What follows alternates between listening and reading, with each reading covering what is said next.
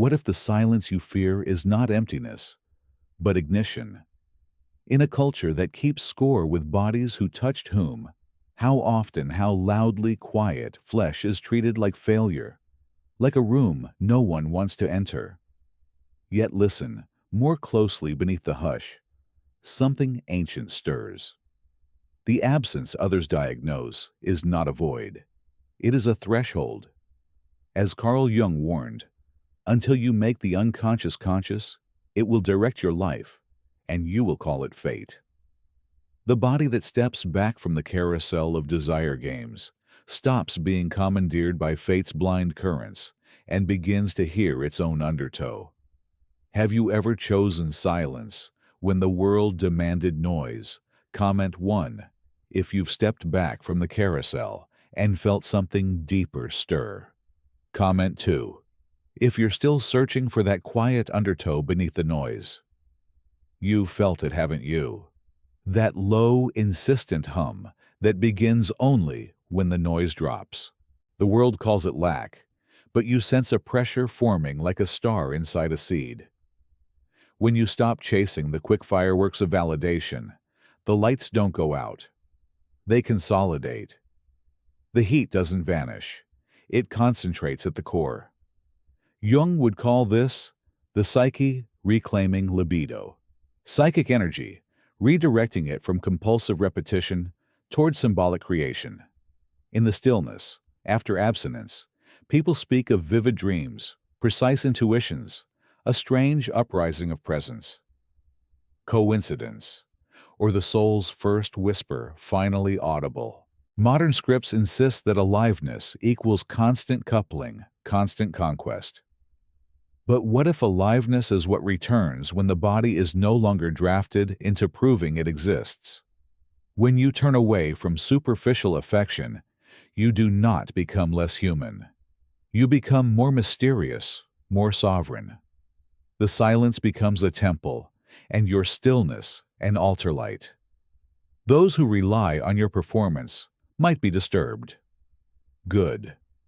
The disturbance names a change of gravity. You are no longer orbiting someone else's gaze. This isn't moralism. It's metamorphosis. It's a shift from being chosen to choosing, from being looked at to looking within.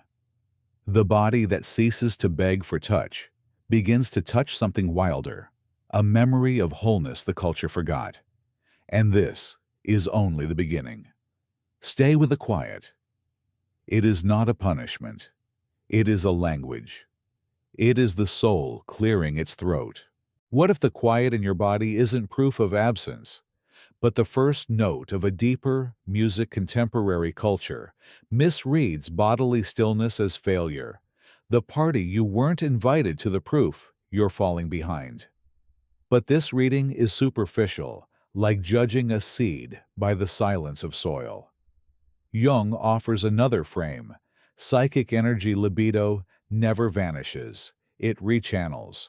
When you step away from desire games and the push-pull of superficial affection, you're not turning off life, you're changing its circuitry. The current that once chased stimulation begins to illuminate interiors you'd forgotten existed. Seen through Jung's lens, abstinence becomes a laboratory for transformation. Repressed or redirected energy seeks symbolic outlets. Dreams become vivid intuitions, sharpen sensitivities, heighten. Many people report after a period of deliberate celibacy or unintended solitude, a subtle but unmistakable spiritual quickening. Gooseflesh at ordinary sunsets, tears at music you once played in the background, a new attentiveness to coincidences that feel like choreography. Jung would call this the psyche compensating. The unconscious amplifies what consciousness ignores.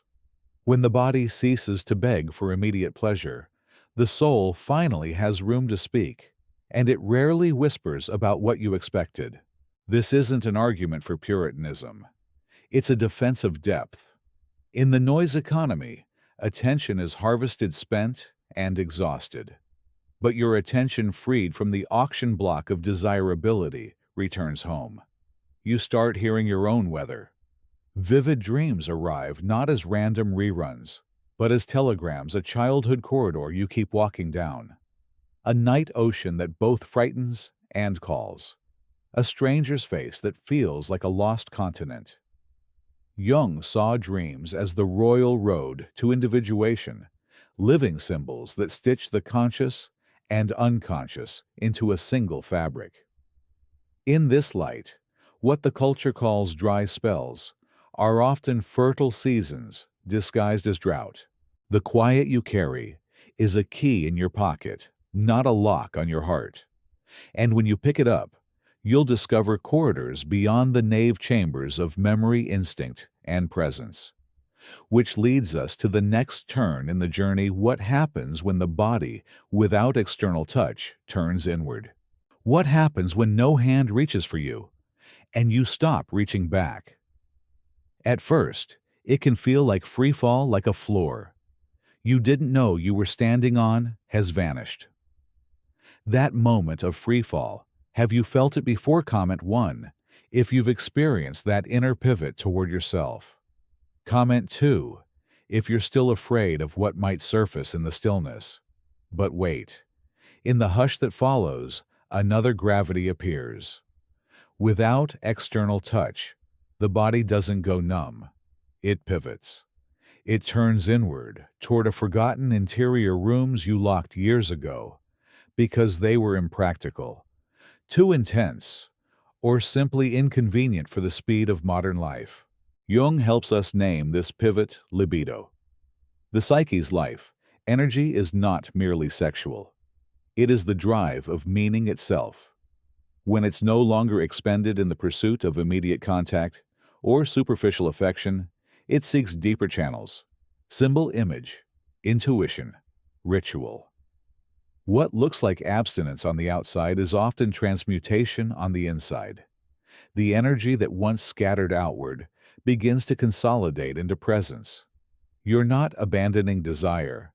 You're cultivating it at the root, rather than chasing it at the edges. You may notice a curious sequence. First, a restless agitation. The nervous system wants its usual thrills. Then, if you hold your ground, subtle perceptions bloom. The taste of tea grows orchestral. The city's dusk carries textures you used to miss. You remember your grandmother's hands and realize they taught you more about love than any fling. Dreams become vivid and strangely instructive: a fox that won't be chased, a locked garden you learn to enter by stillness, not force.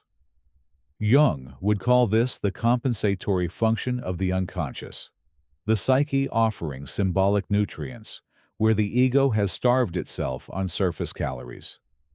This inward turning will unsettle people who knew you as endlessly available to distraction.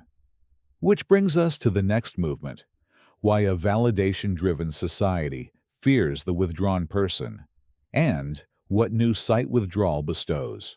Step back from the stage and watch what happens to the audience. In a validation-driven society, your withdrawal reads like sabotage.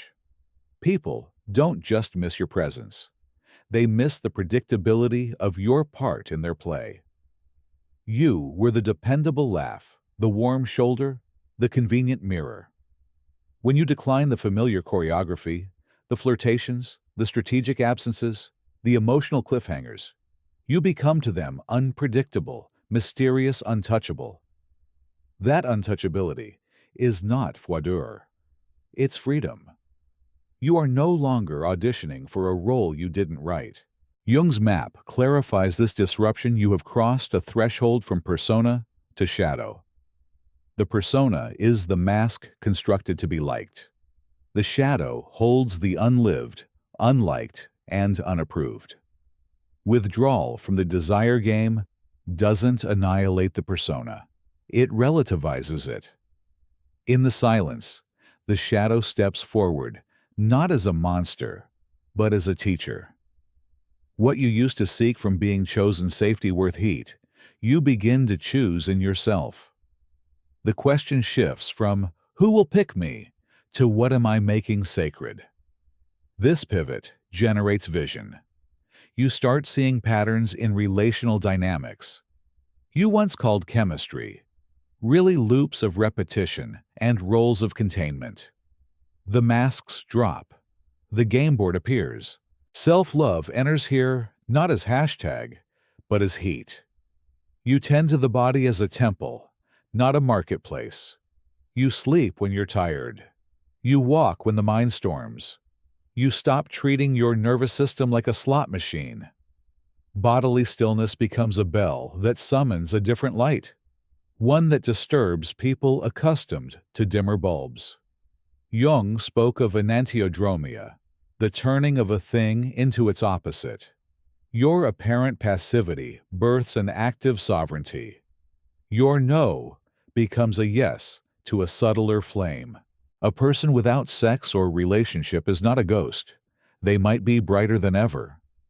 You feel it as a density of presence, a pressure field around you that isn't about allure, but about aliveness. Paradoxically apparent absence. A bed left unrumpled, a phone sleeping through the night turns out to be inner presence. A settled spine, a steady gaze, a breath that doesn't flinch when silence thickens. The loneliness others project onto you often becomes from the inside communion. With what? With yourself, yes, but also with something older and wider. Here, the wild self archetype wakes the one Jung traced across myth as the instinctive ancestral intelligence buried under adaptation. You reconnect with the animal knowing that reads rooms before words, that honors cyclicity, that feels the weather of a yes or no before it can explain it. This is not regression. It is integration. Civilization didn't erase your instincts. It exiled them to the unconscious. Without external touch, siphoning your attention, the exiles come home. You begin to sense lineage, grandparents' forgotten rituals, a way your people used to cook, pray, sing, or keep watch, and it all flows into your posture. You are less impressed by noise and more attuned to signal. From a Jungian angle, this is the self, the psyche's organizing center, drawing fragments into a living pattern.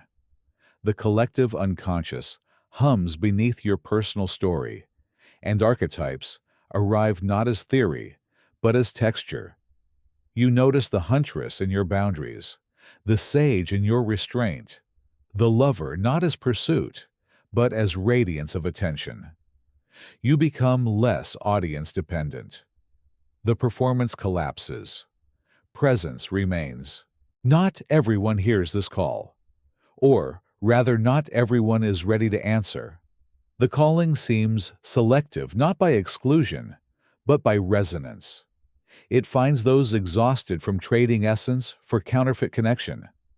If that's you, you recognize the taste, the afterglow that isn't glow at all, the conversations that skim the feeling of being held and somehow not seen.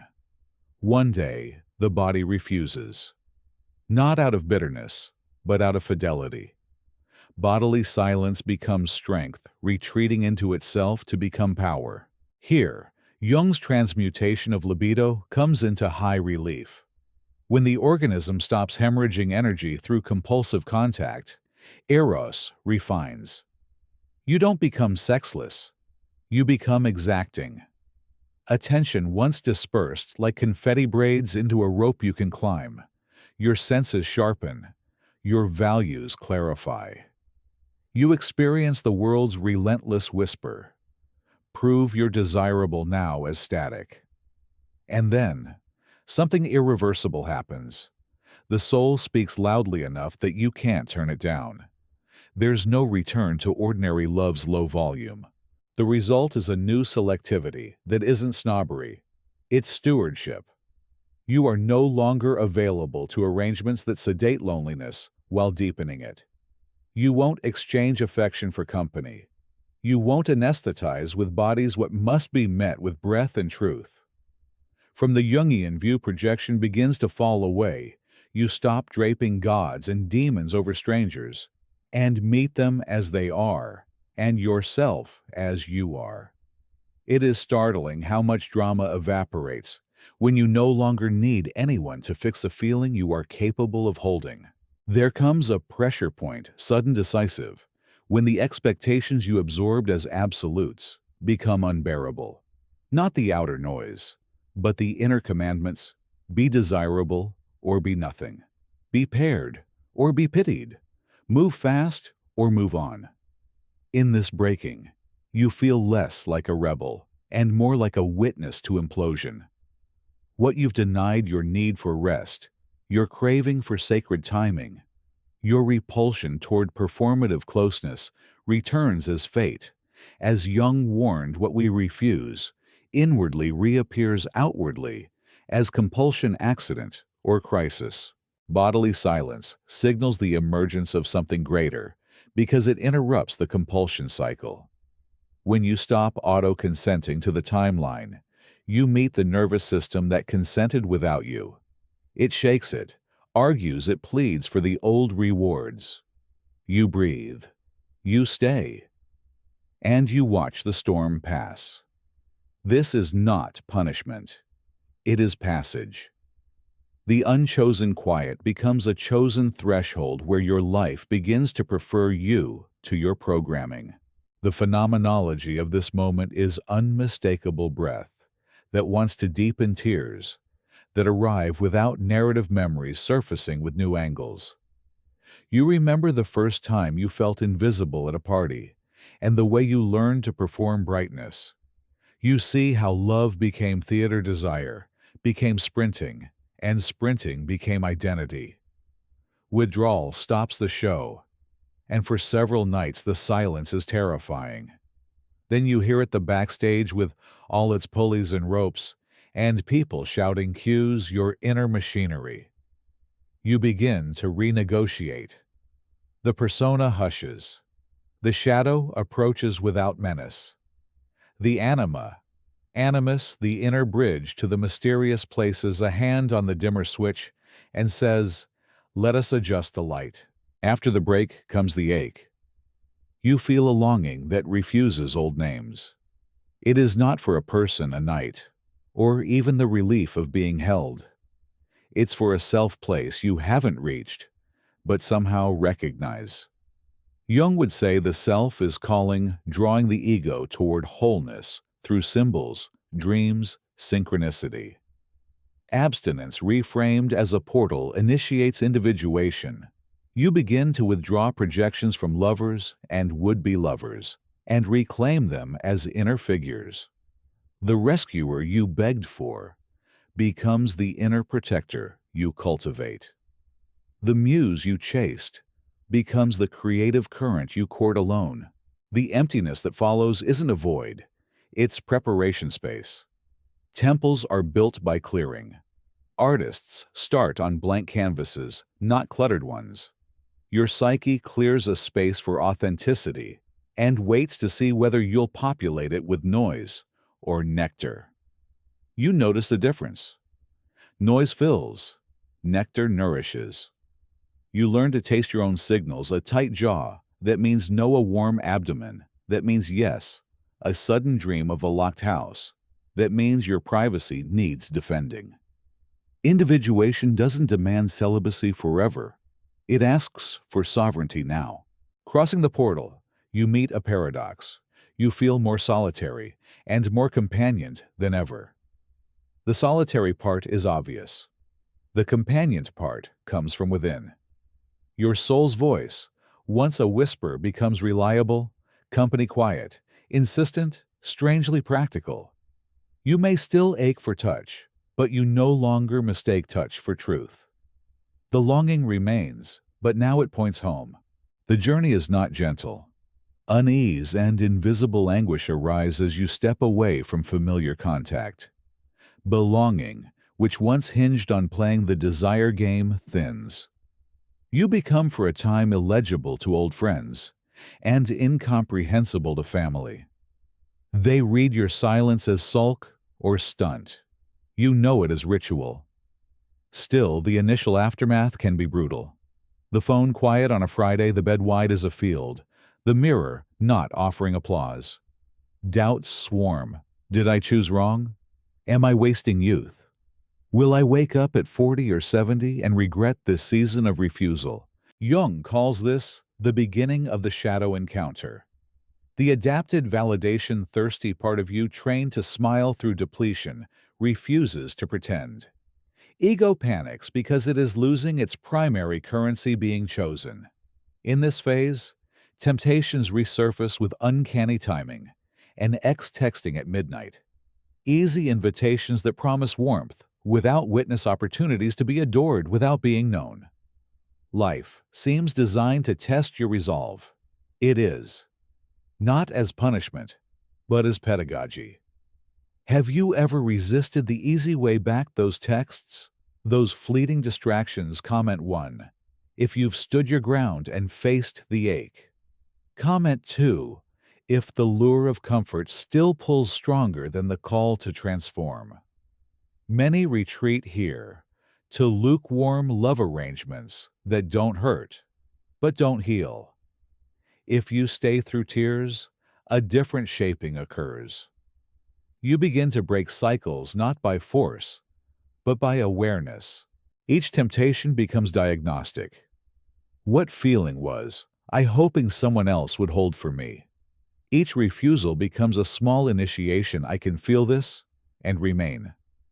Tension intensifies cocoon tight because a new being is gestating in darkness. You sense it even as you fear solitude and misreading. A quiet presence accompanies. Call it conscience, call it the self, call it God in you. Refusing drama, insisting on depth.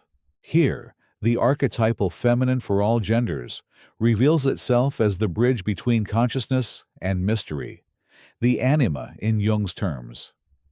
Dialogue with it begins not in sentences, but in rhythms. You keep a slower morning. You eat more simply. You walk without headphones. You treat sleep as temple. The body enters ritual, not pause.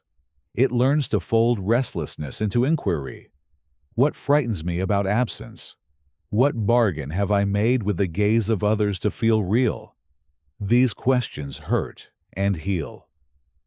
The night sea doesn't last forever, but it will not be rushed. You don't swim faster. You learn to float. You prepare to inhabit a worldly space where presence suffices and silence is sacred. Desire becomes a sacred choice, not an itch. If love arrives, it will meet a full, ready person. If it tarries you, keep vigil, body quiet, soul speaking. Some silences hold embers. Some apparent absences are fertile ground. You are not dimming. You are distilling. And the world, whether it knows it yet or not, will be warmer for it. Gather the threads. What looked like absence was incubation. What felt like punishment was initiation. What the world named failure was the psyche's revolt on behalf of your life. Through Jung's lens, every turn has been an alchemical phase. Negredo's dark confusion, Albedo's cleansing insight, Rubedo's dawning heat, each transforming raw drive into symbolic gold. You withdrew from the hunger to be chosen and discovered the sovereign capacity to choose. You faced the shadow not to banish it, but to befriend it, to hear its grief and reclaim its gifts. You crossed the anima's bridge and remembered that intimacy is not merely contact, but contactfulness presence that can hold tenderness and terror without bargaining either away. Here is the heart message: individuation is not isolation. It is relation refounded first to yourself, self as center and circumference, then to others without the old compulsions. I am not what happened to me. I am what I choose to become, Jung wrote. Your bodily silence, far from being a void, has become a language through which the self speaks. Slow down, return, consecrate. The libido you once spent on performance now feeds perception. The desire you once chased now becomes a current you can conduct. In this light, abstinence is revealed not as an end state, but as a portal from being managed by the collective to being moved by the soul. Your story doesn't shrink without sex.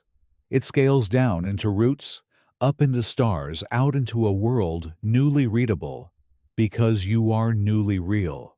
You are not behind. You are beneath rooting. You are not empty. You are clearing. The quiet you inhabit is not a sentence. It is a sanctuary. You stepped away from the desire game and found the game's designer within a self that refuses smallness, a wild intelligence that doesn't need an audience to be alive. You learned that worth isn't proven by being pursued. It's practiced by sustaining presence when no one is watching. You discovered that love is not anesthesia for loneliness, but music for a room you've finally entered your own. Carry forward 3 vows: to read your emotions symbolically, like dreams at noon, signals from the unconscious, not orders from panic. To treat bodily silence as a ritual space where energy gathers, where you choose contact, from overflow, not hunger.